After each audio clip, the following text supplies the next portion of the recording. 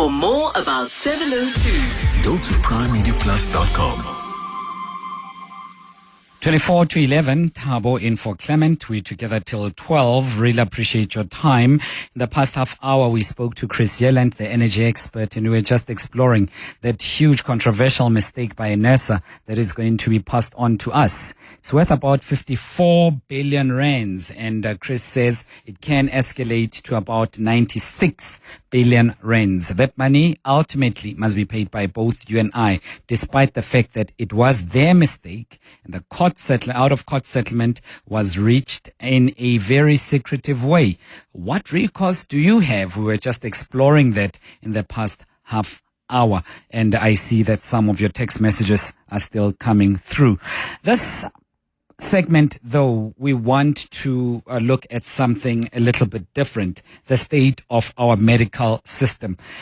We often hear that there is a shortage of doctors in our health system, and that hospitals, clinics do not have sufficient doctors. Many would queue at a local clinic waiting for a doctor up to hours on end, and some may even go home without even seeing a doctor, only to be told to come the very next week. This is a serious problem. We can't avoid it any longer. And South Africa's health system is truly under pressure. I think all of us can agree. And the doctors are at the center of it all. Whilst thousands of patients queue daily at overstretched hospitals and clinics, many qualified doctors are just sitting at home, hoping to be employed somehow, waiting for government posts, applying, browsing their phones, turning newspaper pages and calling friends. And at times those jobs never come. They never materialize. At the same time, South Africa is also losing medical talent to other countries, as we may have read, to their abroad counterparts. And frustrated doctors seek better pay elsewhere. They want better conditions and career opportunities outside of South Africa. And the shortages in the public sector are not just about numbers, really. They're also about sustainability of the healthcare system. The morale of young doctors, you might have encountered it if you've gone to a public hospital or even a private one, whether South Africa can keep up with the rising demand for quality care, where some doctors work up to 24-hour shifts, and we'll say that that's normal. It comes with the territory. But working 24 hours is no child's play, especially if you are saving lives. So we've decided to invite Dr Mzulungile Nodikida, who's the CEO of South African Medical Association. Dr. Nodikida, thanks for your time. This is not an easy topic at all, but welcome to 702. Great having you with us. No, thank you so much, and I really appreciate the opportunity as well. Thank you. Thank you, sir. We might say that we've touched on this for a couple of times, but the problem still remains. How is it that we still have unemployed doctors in a country that desperately needs healthcare workers such as South Africa? Yeah, no, Clement, I think this is really has reached crisis levels from where we're sitting as the South African Medical Association. And maybe just for context, I think it would be important for me to explain that the South African Medical Association is basically the national medical association that represents doctors from across public and the private sector. Each country's got its own national medical association, and South Africa is no different. And I think this problem, I mean, we never thought we would get to a point where doctors would be sitting at home when there is a massive need within the system. And I was listening just before we started our conversation on the advert on diabetes, and it just fitted perfectly. Because if you look at diabetes, there's high sugar levels in the blood, but the cells are starving. Yeah. You only need insulin to take that sugar into the cells so that everything is okay. The analogy is appropriate. In South Africa, yeah, in South Africa, I think what we need is basically the X factor, which we call leadership, and proper planning for human resources for health. And I must say that when we paint the picture to some of the leaders who might not understand, and I think it's important that we have opportunities like this so that we can explain the real situation on the ground. So, for example, I just went through an article now that shows that most death, especially related to maternal death, they happen in community health centers, district hospitals. And this is because there you don't have the necessary skills. You basically need about 2-3 doctors to successfully conduct a cesarean section. You need a doctor who will put the patient to sleep and monitor the patient while the patient is sleeping. You need an assistant doctor, and then you need a doctor who can then cut and be able to deliver the baby. Yeah. In my own personal experience, Clement, I can tell you, I worked in my hometown called Pedi, and there's a hospital there called Nompumelelo Hospital. Yes. I have the experience of putting the patient to bed myself, having a nurse to assist me instead of a doctor, and having to operate on that patient. And if that patient complicates, I would have to have my phone open for a specialist to guide me through conducting what we call a B-lynch to try and deal with the bleeding. And the hemorrhage during birth is among the top 4 leading death of the death of women during pregnancy. So these are real lives that are being lost on the ground. Yeah. So I think for me, it's important that South Africans understand that, yes, the queues are also very critical, because it means people lose almost a whole day just to get a consult with a doctor in the public sector. But lives are being lost as well. Doc, I'm just very quick. I'm standing in for Clement. I'm Thabo. So I don't want Clement to sue you and say that you were attributing the wrong identity to him. But on a serious note, I'm wondering, but why, if the situation is so dire, if we need doctors so badly, why is it that we have unemployed doctors? Why is it that they're sitting at home? I would understand if broadcasters are sitting at home, such as myself, because that's okay. But doctors, if you are describing it so vividly as you're doing, what is not working in the health system or in government that would allow doctors to be absorbed as early as possible, so much that we shouldn't have any unemployed doctors? Yeah, so Thabo, let me apologize with that. No worries. Yeah, I think the important thing, Thabo, maybe as some of what we have done, we've engaged the Ministry of Health on this, and one of the things that the minister is citing as a problem is budget. He then explains that they've got budgetary issues that are making it difficult for them to absorb post-community service doctors. We've spoken to the ministries of human resources for health, and they've identified, I think, over 2,000 vacant but unfunded posts within the public sector across the country. So the posts are there.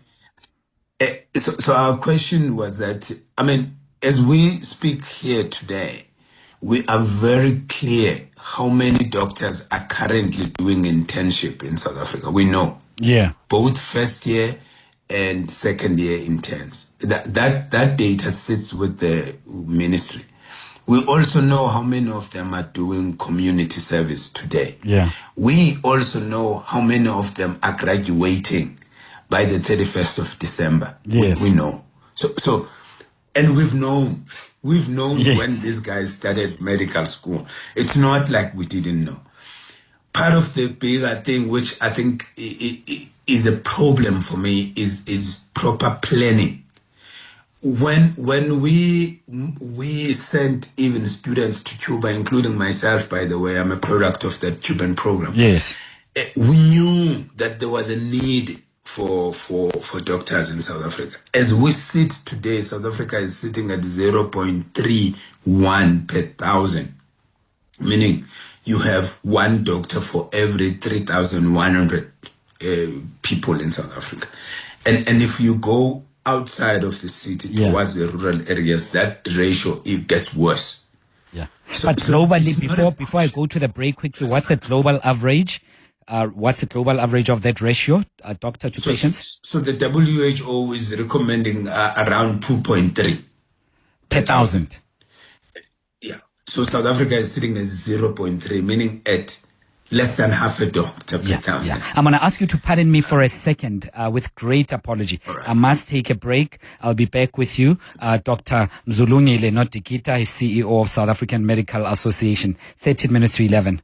702 Let's walk the talk on 92.7 and 106 FM. Dr. Mzulungile Nodikida is CEO of South African Medical Association. Is joining us right now on the line to discuss the current healthcare system, which is under pressure, and doctors are at the center of it. Those who are on the outside want to come in and jump into the train, but there's some inside this train who want to jump out because it's got a lot of pressure. That is, and we're speaking about doctors. It could be that you're a doctor, you're in your third year, fourth year, whatever it is, and you want to give us your insights. I'd love to hear from you, especially as someone on the ground. Maybe you can give us a shout. If you're unemployed, even better, as a doctor, and you can tell us your experience. Please feel free to be anonymous. I won't blow your cover. You can just send a text note or a voice note to 072 702 1702. It's always great if we also speak to people who are wearing the shoe and the shoe is pinching them. I'd love to hear from you. Alternatively, if you're a patient and you've also felt the pressure of lack of doctors, also most welcome to share experiences. Could be that you've been going to a clinic, a hospital for some time, and you're battling to see doctors. I want to hear from you. You can call us directly on 011-883-0702, 9 minutes to 11. Dr. Nodikida, you were still giving us a picture before I rudely interrupted you because I had to go to a break. But generally, do we know how many are still on the outside, doctors who are unemployed? But also, whilst you are answering that, I would like you to touch on the fact that there are those who are on the inside and they want greener pastures elsewhere because the environment is not conducive to retaining them and their skill. Yeah, so quick one that, at the beginning of this year, we were sitting at around 1.8 doctors that confirmed that they were unemployed. And we ran a survey with them and we got over, I think just 1.2 responded to our survey. But I do think, Thabo, it's important to also say that there are provinces when you engage with the leadership in the provinces that have responded positively. And I must mention the province of KwaZulu-Natal.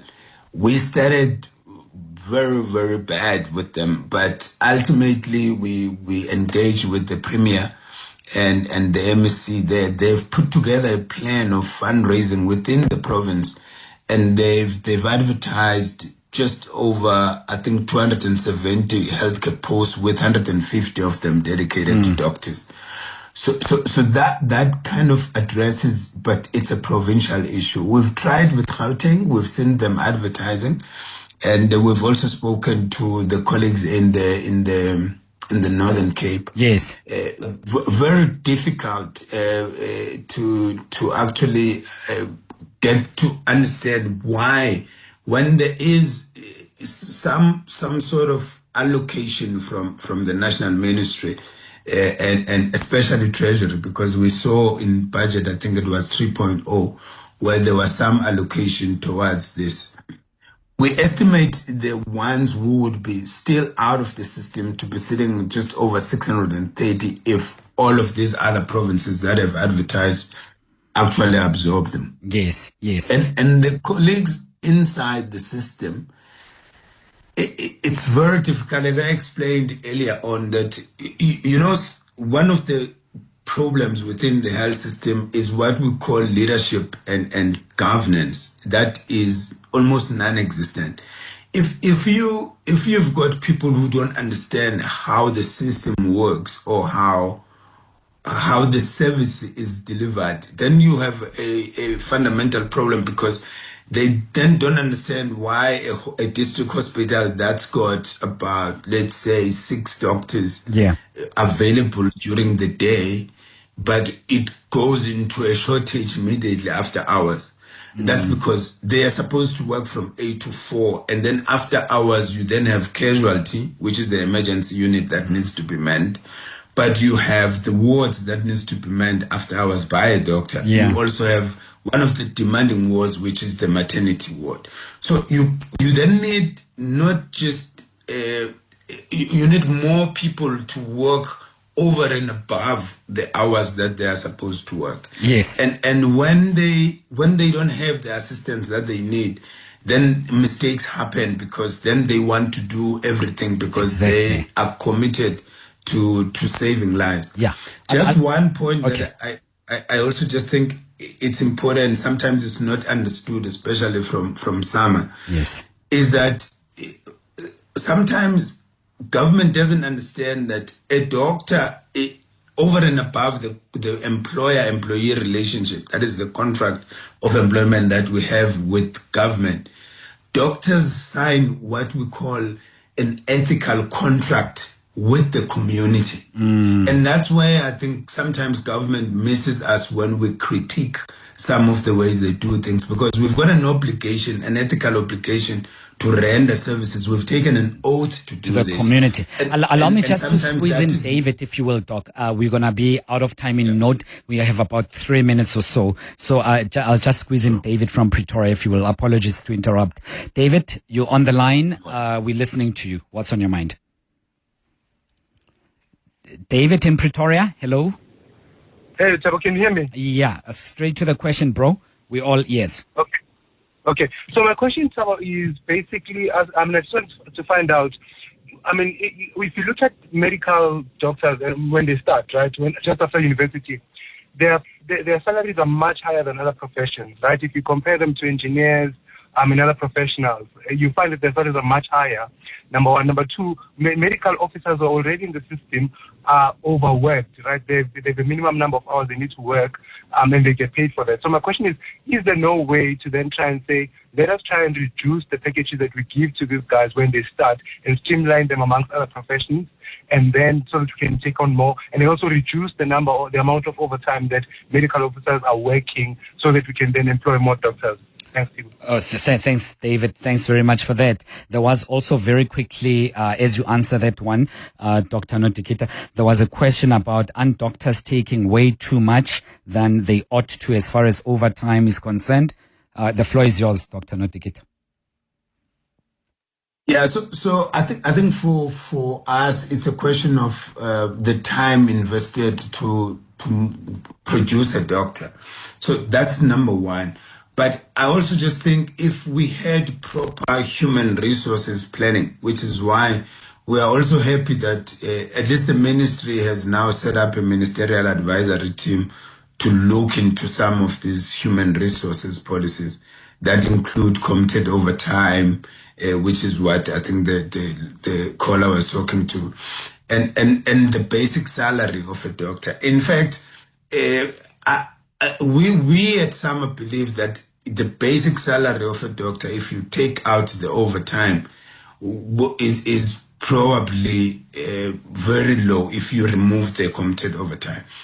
So we would have to look into that. And we've done actually the comparison. We've got a study that shows that South African doctors actually earn 13% lower than what they should be earning if compared with their global peers, which then talks to the second issue that when you have other places that could take them, then that becomes a problem. And at some, we've blocked, I think, about 3 agencies that were coming to us saying, you seem to have a problem. You've got doctors that you've trained, and we know South African trained doctors are actually one of the best in the world, just like our nurses.